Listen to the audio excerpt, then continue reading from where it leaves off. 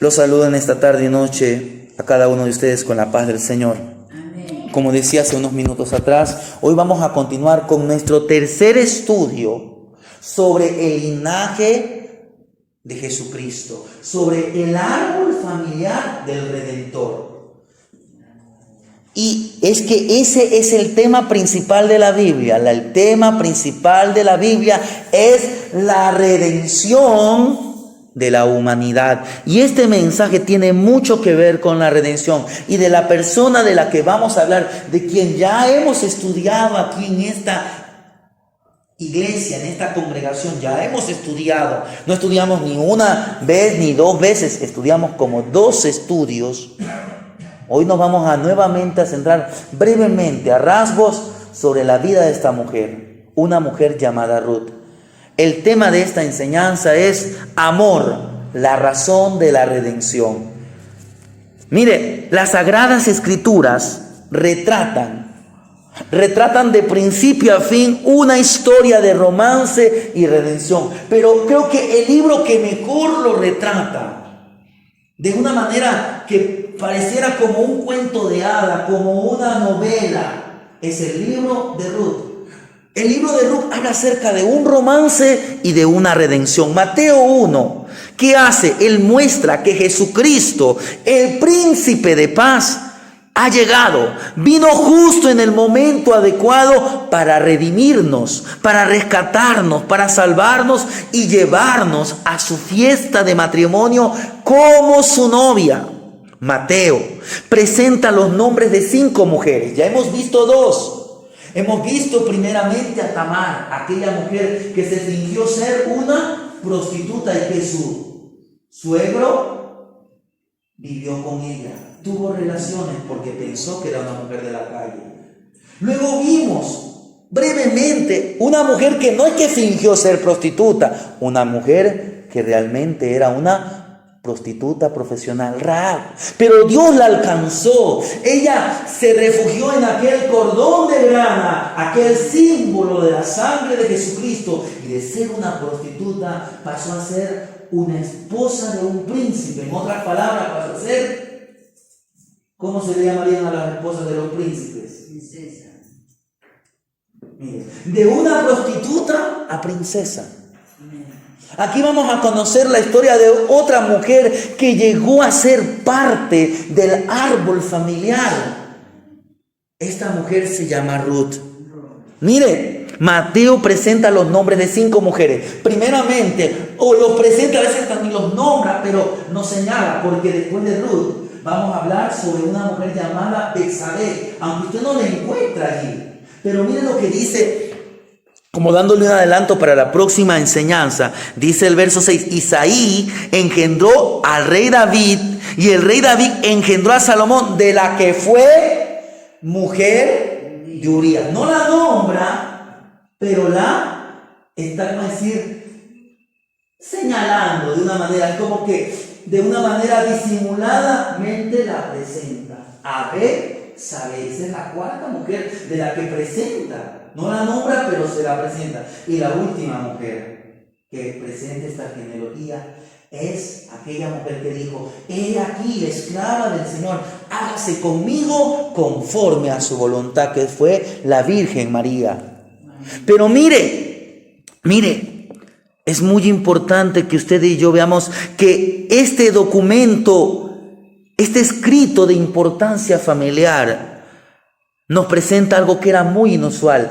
En las genealogías, si usted ve mayormente en el libro, por ejemplo, va usted a Génesis 5 y usted ve las generaciones de Adán. Usted no va a ver, dice que tuvo hijas e hijos, pero usted no ve que se nombra a una mujer. Casi a las mujeres no se las tomaba mucho en consideración. ¿Por qué? Porque la herencia pasaba de padres a hijos varones. De vez en cuando un hombre no tenía hijos varones, ahí sí las mujeres podían reclamar su derecho a la propiedad de su padre, de la herencia de su padre. Pero mire, ¿qué más nos presenta este relato? El relato de Boaz y Ruth, o el relato de Ruth y de Boaz, proporciona un ejemplo detallado de la redención. La ley, en el tiempo de la ley, cuando Dios le dio a Israel la ley por medio de Moisés, la ley permitía el matrimonio de una mujer que había quedado viuda con un familiar, al cual se le daba la oportunidad, miren, a este familiar se le daba la oportunidad de casarse con la viuda. Si él decidía casarse con ella y si estaba dispuesto a comprar la heredad o la propiedad de su familia y liquidar todas sus deudas, no solamente que se casaba con la mujer, sino que tenía que comprar la propiedad de esta mujer, tenía que pagar cualquier deuda que haya tenido la familia de ella o la familia del difunto. Entonces esto nos hacía ver que este hombre redimía no solamente su apellido, no solamente esto, sino que la redimía en muchas áreas. Y no solamente esto, sino que le proveía de una herencia. Le daba herencia. Ella tenía parte de la herencia dentro de Israel. Esta práctica de la redención o la práctica del levirato, como se la conocía o se la conoce, ese era el nombre que se le daba en hebreo, levirato.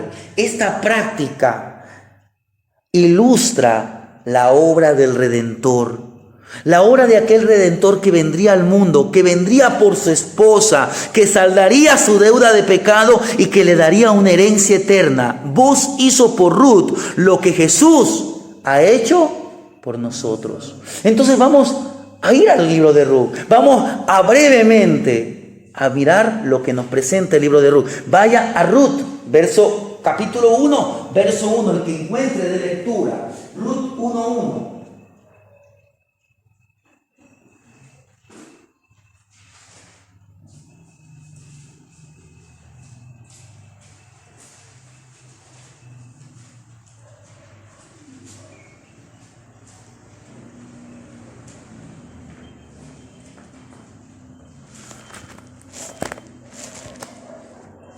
¿Tiene mi hermana Magali? Está después de Jueces, antes de 1 Samuel. Como es muy cortito, tiene tan solamente 4 capítulos. Ruth, capítulo 1, verso 1. Es el 8º libro de la Biblia. 8º libro de la Biblia. Sí, lea mi hermano Freddy. Si ya tiene, lea. Aconteció en los días que gobernaban los reyes, los jueces, que hubo hambre en la tierra, y un varón de Belén de Judá fue a morar en los campos de Moab, él y su mujer y 2 hijos suyos. Mire, quiero que veamos esta frase. En los días que gobernaban los jueces. Mire, en los días de los jueces se hacía ¿qué? Mire lo que dice 21-25 de Jueces. Es decir, el anterior versículo. En estos días no había rey en Israel. Cada uno hacía lo que bien le parecía. Cada uno hacía lo que a su mente estaba correcto. A su manera. Escuche lo que le va a decir. No dice a lo que Dios decía o a los principios en la ley. No. Lo que estaba diciendo es que dejaron a Dios a un lado. Dios, no te necesitamos. Ya tenemos la tierra prometida. Ya no te necesitamos. Ya no queremos saber cómo es lo que pasa hoy. La gente dice, y a veces hasta los cristianos dicen, nosotros creemos en Dios, pero en la práctica ni siquiera lo nombran, ni siquiera lo ponen como algo que dé peso a sus decisiones. Hacían lo que a su bien les parecía. Estos eran días de tinieblas espirituales. Mire lo que le voy a leer en Isaías 9:2, que nos habla acerca de la venida del Redentor, de la venida del Mesías. Dice así, hablando acerca de Belén, y recuérdese que la historia de Ruth está en Belén. Dice, el pueblo que andaba en tinieblas, aunque más que el pueblo que andaba en tinieblas, que era Belén, estaba hablando aquí del mundo. El pueblo que andaba en tinieblas vio gran luz. Los que moraban en tierra de sombra de muerte, luz resplandeció sobre ellos. Mire, el pueblo que andaba en tinieblas, y esto también no solamente se refiere a Belén, En especial se refiere a las tierras de Galilea, porque fue ahí donde Jesús empezó su ministerio. El pueblo que andaba en tinieblas. Pero ¿cómo estaba el mundo de aquel tiempo? ¿Y cómo está el mundo de hoy? El mundo está en tinieblas espirituales. Aunque ha venido la luz, los hombres rechazaron la luz y amaron. ¿Qué amaron? Las tinieblas, así lo dice Juan. Rechazaron la luz, rechazaron la voluntad de Dios, rechazaron la palabra de Dios, rechazaron a Cristo, rechazaron la gracia. Y por eso es que tenemos tantas tinieblas en este mundo. Por eso es que el caos. Yo escuchaba hoy a un periodista, no voy a nombrarlo, dice, ay, la situación cada vez está de mal en peor. Pero yo decía en mi mente, pero ni siquiera este hombre se pone a analizar que el Ecuador, la sociedad ha dejado totalmente a un lado a Dios. Nuevamente nuestro Congreso está debatiendo la ley del aborto, en vez de ponerse a pensar en cosas más importantes. En cosas más importantes. Lo que están pensando es ver si matan a un inocente con la excusa de que la mujer fue abusada sexualmente. Como que si eso va a resolver el problema. No, eso no resuelve el problema. Mire, ¿cómo estaba en aquellos días? Dice que hubo una gran hambre. Usted tiene que saber, porque estudiamos este año el libro de los jueces. El pueblo, ¿qué hacía? El pueblo pecaba, se alejaba de Dios. ¿Y Dios qué se tenía que hacer? Permitir que una nación los oprimiera. Entonces después venía un tiempo de aflicción y el pueblo entraba en un tiempo de arrepentimiento, vamos a decir. Pero no era un arrepentimiento verdadero, no era un arrepentimiento genuino. Porque, ¿qué pasaba cuando ese pueblo, por la aflicción, clamaba a Dios?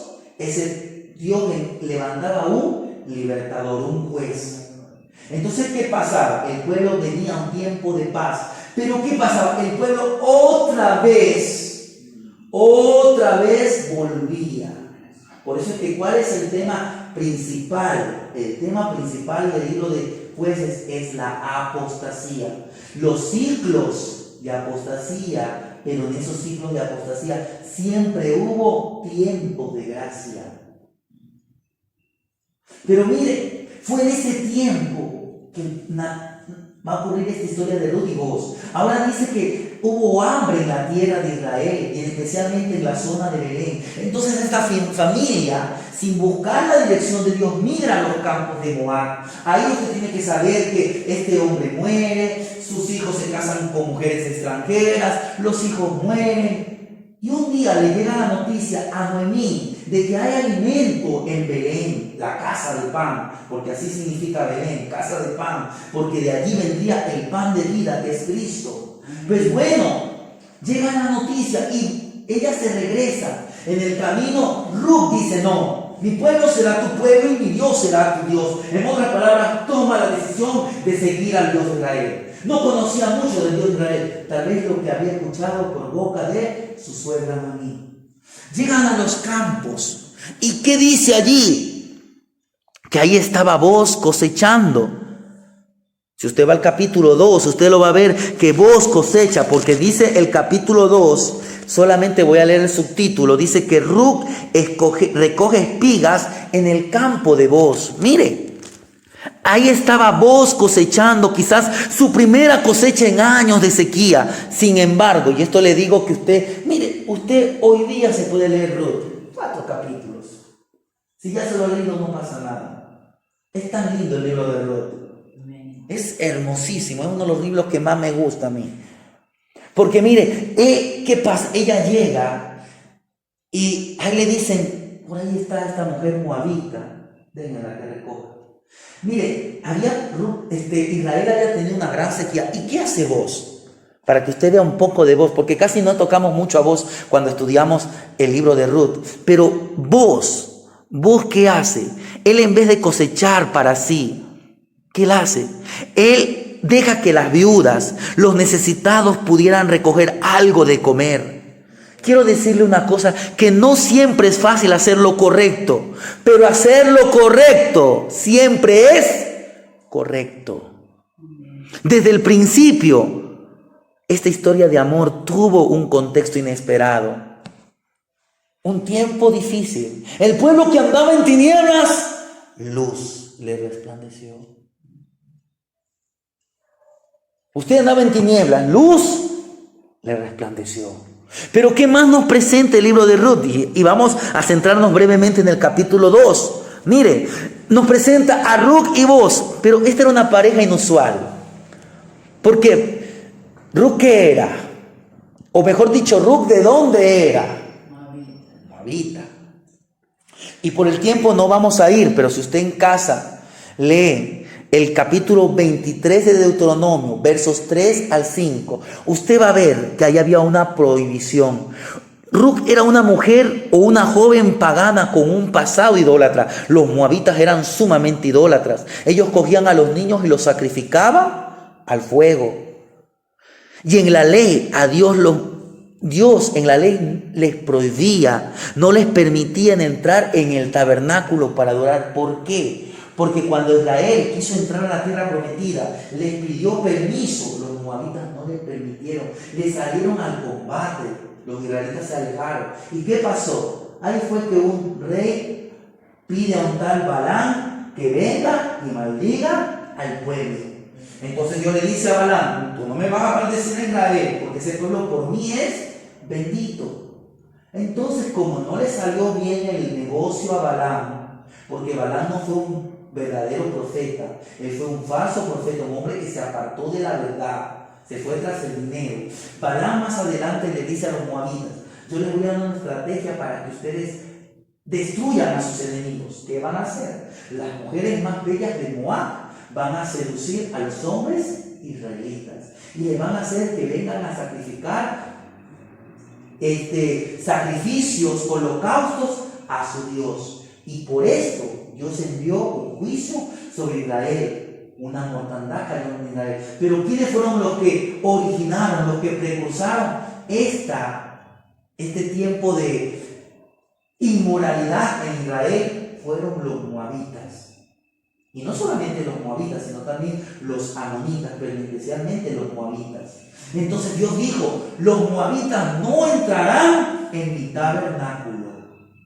Ellos no pueden entrar, está prohibida la entrada. Esta era la historia de Ruth. Era una mujer que para los israelitas era lo peor.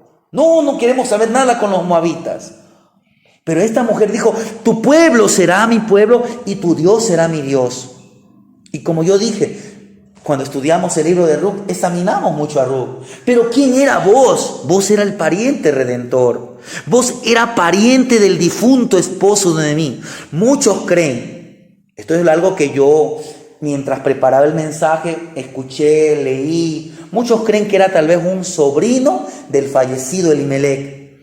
Pero Boaz era del linaje de Judá, venía de una descendencia de príncipes, por ende, él también era un príncipe. Boaz también se nos dice que era un hombre adinerado. Mire lo que dice 2:1 de Ruth: tenía Noemí un pariente de su marido, hombre rico de la familia de Elimelech, el cual se llamaba Boaz. Ahora mire, esa palabra que dice que era un hombre rico, esa palabra en el hebreo es una palabra que se escribe así, gibor. Y esta palabra tiene una gama amplia de significados. ¿Qué significa? Mire, significa valeroso. Cuando Dios le dice a Josué que él tiene que ser un hombre esforzado y valiente, utiliza la palabra gibor en el hebreo. Cuando Dios le dice a Gedeón que él era un varón esforzado y valeroso, se utiliza la palabra gibor. Cuando se escoge a Saúl, se dice que él era un hombre valeroso. Cuando se habla de los valientes de David, se utiliza la palabra giborín, hombres valientes. Entonces, ¿qué significa? Significa valeroso, pero también significa poderoso, significa varón valiente. Y este significado me encantó: varón de guerra. ¿Quién es el varón de guerra? En la Biblia, ¿quién es el varón de guerra? Jehová. Es el varón de guerra. Mire lo que Dios, es bueno que usted y yo meditemos, profundicemos. Mire, varón de guerra.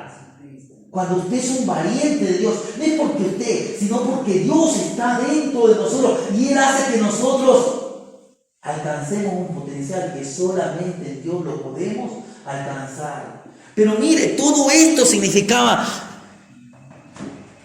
y también esto habla acerca del aspecto moral, porque cuando se habla de Saúl, que era un hombre valiente, un hombre valeroso, y utiliza la palabra vigor, lo que está hablando, resaltando, no es tanto de su porte, era el más alto Saúl, pero está hablando que tenía buenas cualidades morales. Saúl al principio tenía excelentes cualidades morales. No es que Dios le escogió porque sí, no, era el mejor, solo que no era el tiempo de Dios. Por eso nosotros no tenemos que adelantarnos al tiempo de Dios. Pero continuemos sobre este Booz. Mire, este era un hombre de valor, un hombre de influencia moral, era un hombre de riqueza. Y este Booz se interesó en alguien como Ruth. ¿Cómo Booz? Mire, un hombre rico, con todas estas cualidades, aunque parece que ella era un hombre de cierta edad.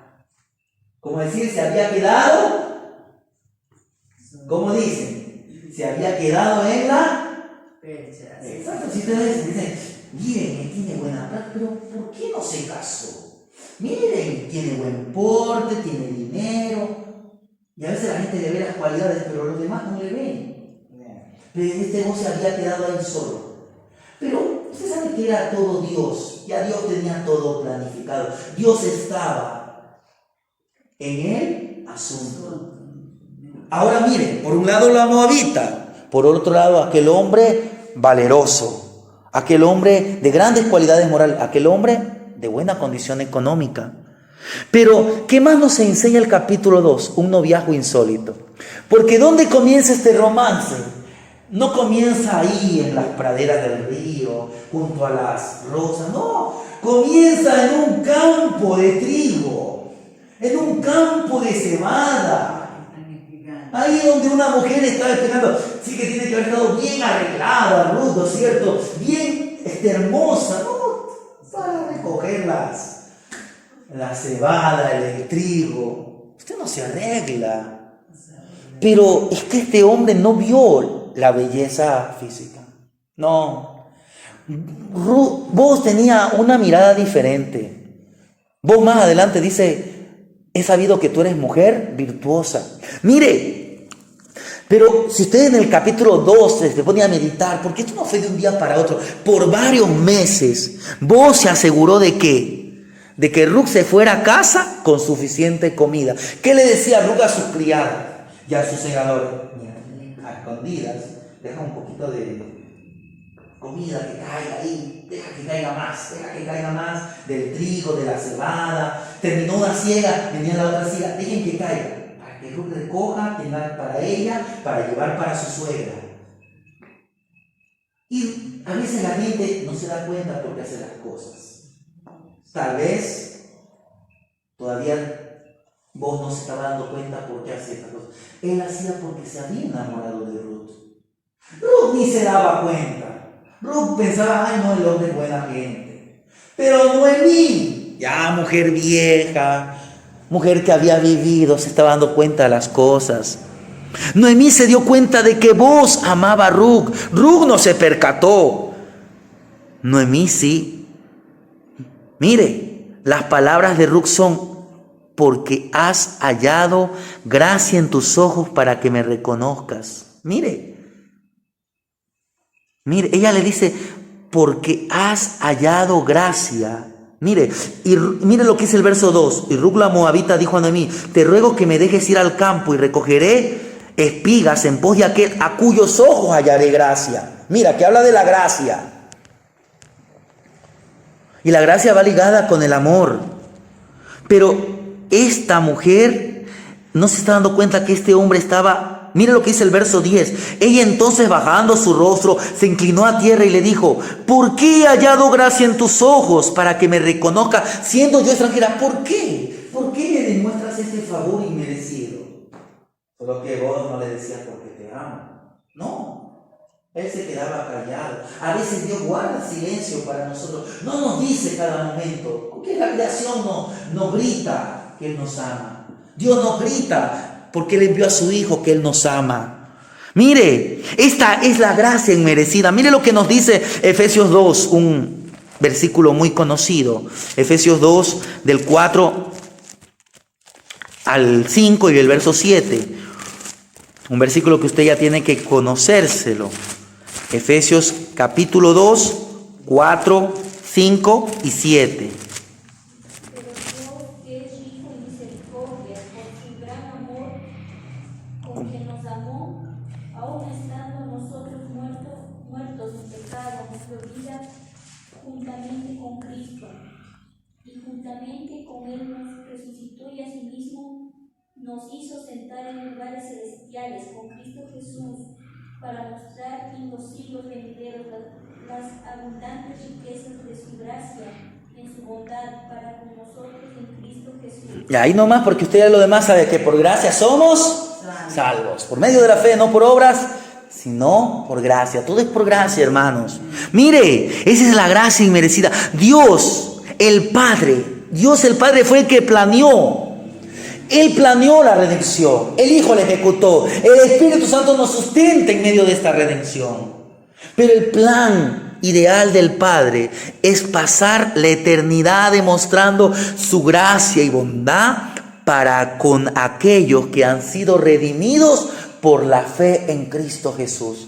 Por la fe en Cristo hemos alcanzado redención.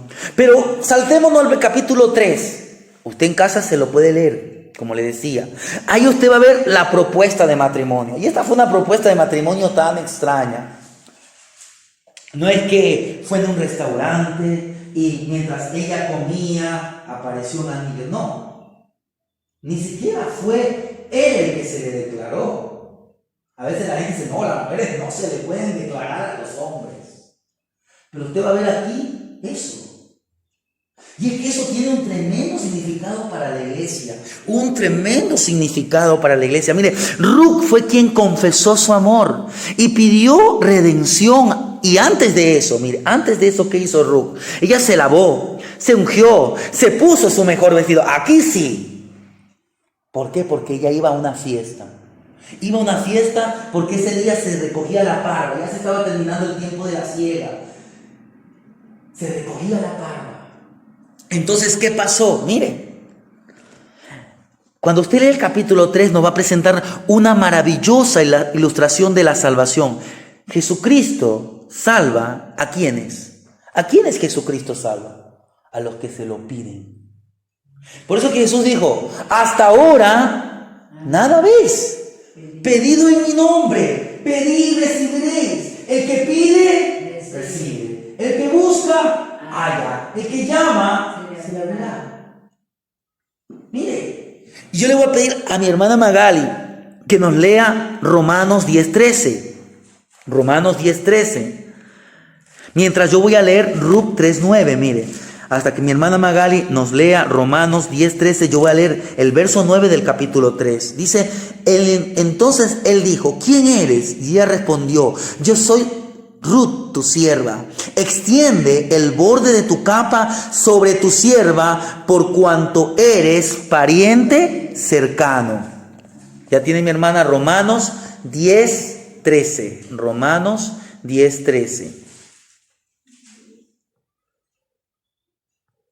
Porque todo aquel que invocare el nombre del Señor será salvo. Mire, todo aquel que invocare, mire, quiero que usted ahora mire, volviendo al capítulo 3, por eso les pido que usted oiga a Ruth. Mire, ¿qué pasó brevemente? Como Noemí se está dando cuenta de todas las cosas, los otros estaban así como dos tortoritos que no decían nada. Noemí le dice, ay, es hora de que alguien te redima. Ahí el candidato es vos. Él es el hombre. ¿Qué vas a hacer tú? Mira, hoy día se recoge la parva. Pégate un lindo baño. Perfúmate. Ponte tu mejor vestido. Anda a la parva, no te acerques a nadie. Cuando sea ya de noche, ya cuando todos se van a dormir, ya terminó la fiesta, tú vas y ahí donde él está, aquel varón está recostado, tú recuéstate al lado de sus pies. Cuando él despierte, tú le vas a hacer la propuesta de matrimonio. Tú le vas a decir que él te redima. Que dice Romanos, que si alguien confiesa su pecado, pero ¿qué estás confesando? Necesitamos confesar que necesitamos redención. Y también necesitamos a alguien que nos ame, porque la redención, la causa de la redención, la clave de la redención es el amor. Es el amor el que nos redime. Así como Ruth le pidió que la redima, si usted le confiesa, ¿y cómo le confiesa? Señor, yo soy un pecador, yo necesito que tú me salves, que tú me perdones, que tú me ames, que tú me laves, que tú me unjas, que tú me vistas. Ella se lavó, se ungió, se vistió. ¿Por qué? Porque iba a su propuesta de matrimonio. Iba a decirle a aquel hombre que ella lo amaba. Lo amaba. Lo amaba, pero ella tenía que confesarle su amor. Usted y yo tenemos que confesarle su amor a aquel que nos amó primero, porque quien amó primero en esta historia fue vos. Solo que vos no decías nada, era un hombre mayor tal vez. Iba a quedar tal vez en ridículo y decía, si Ruth me dice que no, voy a quedar mal. Pero mejor se quedó callado, porque esto tiene un ejemplo para nosotros que debemos confesar, hermanos. Él redime, Él paga la deuda de su pecado, y si usted se lo pide, si usted lo pide de corazón, Él va a redimir, va a pagar la deuda de su pecado y lo hará parte de su linaje. Pero para ello, como Ruth, haga lo que ella hizo. Lávese, únjase, vístase. Eso significa de preparar su corazón. Prepare su corazón para abrirlo de par en par, porque Él está a la puerta llamando. Si alguno abre, Él entrará y cenará. Ella le dice a Boaz, en aquel campo, le pidió que extendiera sus alas sobre ella en redención. Por último, quiero que vayamos al capítulo 4. Mire, el capítulo 4 habla acerca de que Boaz se casa con Ruth, pero casi no nos presenta la boda, no nos presenta, no nos dice, y fue en el salón tal, no dice, bueno, fue el rabino tal el que celebró la boda, no, nos dice que se casaron, nos hablan cómo fue la redención, cómo Boaz se encuentra con el otro pariente cercano, le dice, si tú no quieres redimirla, yo la redimiré, y todo eso, pero no nos presentan la celebración de la boda. No nos presentan la celebración de la boda, porque aquí vemos a un judío rico y fiel que se casa con una viuda moabita. Pero ¿cómo eran las ceremonias de los matrimonios judíos en aquellos tiempos? Miren cómo eran. Si el novio era rico y vos era un hombre rico, ¿no es cierto? Mire, el novio llevaba una corona de oro. Esto habla de realeza. Vos además era un príncipe, era de la casa de Judá, era hijo de Salmón, su madre era aquella que había un día sido prostituta. Vos era hijo de Rahab. Toda esta historia tiene que haber sido para que vos haya amado, así como mi padre Salmón amó a Rahab. ¿Por qué yo no puedo amar a una moabita? ¿Qué impide que yo ame a una moabita? Pero no cualquier moabita. Una moabita que había aceptado al Dios de Israel como su Dios. No a cualquier moabita. No a una moabita pagana. No, a una mujer que buscaba redención en Dios. Una mujer que, como la Biblia señala, era una mujer virtuosa. Pero ¿qué más? Este hombre se perfumaba con dos tipos de esencias especiales. La una la utilizaban los sacerdotes mayormente para los sacrificios. Esto era el incienso. Y la otra era una especie que sí se le hacía como una especie de agua. Esta era la mirra. ¿Cuáles fueron los 3 regalos que entregaron los magos de Oriente? Oro, incienso y mirra. Eso habla de 3 cosas. Eso señala a Jesucristo y señalaba a vos como un prototipo de Jesús, como el Redentor, aquel que salvaría, aquel rey que nos redimiría, la corona de oro. ¿Qué más señala? sus vestidos con ese olor a incienso, lo que utilizaban los sacerdotes. Jesucristo es nuestro sumo sacerdote según el orden de Melquisedec, un orden superior al de los levitas. Y también se ungía con mirra. Esto habla de que aquel Salvador un día tendría que ir a la cruz. Moriría. Porque mayormente con mirra, usted va a ver que cuando el Señor Jesús lo iban a enterrar, o mejor dicho, estaba enterrado, las mujeres llevaban mirra para ungir al Maestro.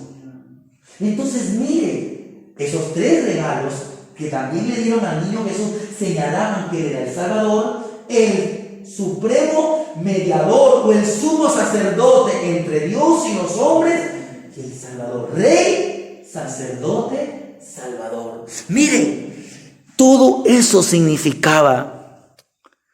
Pero que también nos enseña que eran regalos dignos de un novio que ha venido a redimir a su novia. ¿Y qué lo dijo? Y mire lo que dice el verso 11 del capítulo 4.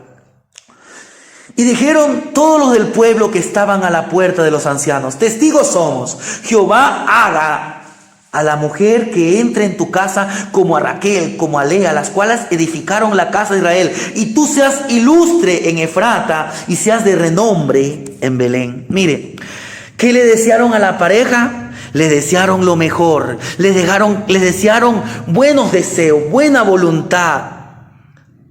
Le desearon que se volvieran famosos en Belén.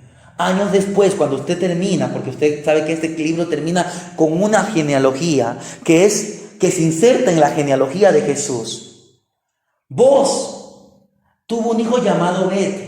Obed tuvo un hijo llamado Isaí. Y Isaí tiene un hijo llamado David. Es decir, que Ruth y vos fueron bisabuelos del segundo rey, del rey escogido por Dios. Pero hay algo más maravilloso, porque cuando usted va a Mateo, usted ve que ese linaje continúa. Hubieron buenos reyes, hubieron reyes mediocres, hubieron pésimos reyes, hubieron hombres que estuvieron en el cautiverio, de los cuales no sabemos nada.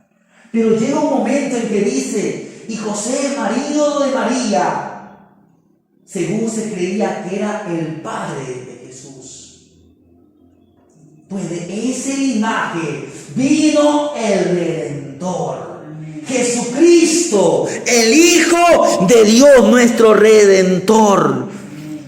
Estos se convirtieron en parte del árbol familiar de nuestro gran pariente redentor venidero, el Mesías, el Jesucristo. Para concluir, es que a mí me encanta este himno Sublime Gracia, y es que sublime gracia del Señor que a un infeliz salvó. Esto es gracia inmerecida. Gracia inmerecida. Gracia inmerecida fue la que se derramó sobre Ruth, fue la que se derramó sobre Judá, fue la que se derramó sobre aquellos que vemos en este linaje. Es la que se ha derramado en aquellos que creyeron en Él como nuestro Señor, nuestro Salvador, como nuestro Redentor, porque su amor es la causa de nuestra redención. Su amor es la razón de nuestra redención. Él pagó. Él vino a nacer este mundo primeramente, pagó la deuda por nuestro pecado y nos ha dado vida eterna. Las últimas palabras, en las últimas páginas de la biografía de los creyentes será esta. ¿Cómo terminará nuestra historia? Terminará como terminan los cuentos de hadas: y vivieron felices para siempre. Hermanos, ese va a ser nuestro final. Si permanecemos en Cristo, viviremos felices por 100 años. Para siempre. Exacto. Querido hermano, hermana, nosotros viviremos felices para siempre en aquel lugar que está más allá de las nubes, allá donde está la tierra prometida, allá donde está nuestro Redentor y Salvador Jesucristo, y viviremos para siempre con Él. Amén.